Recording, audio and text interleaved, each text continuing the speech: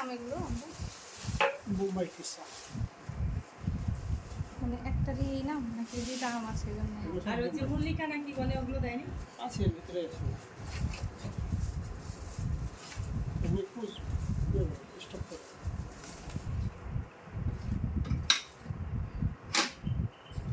মাঝে মাঝে একটু একটু করে না দিয়ে ঢাকানো হচ্ছে বড় আমগুলো আর রাখেন।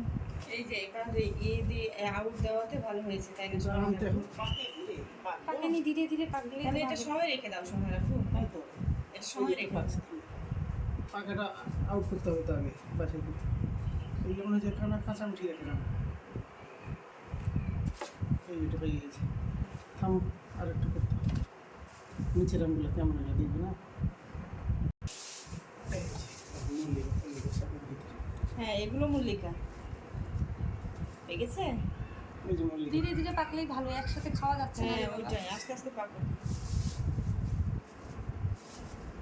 এই যে পাকা। তাহলে দাদাদের আমও আজকে পেলো মনে হয়।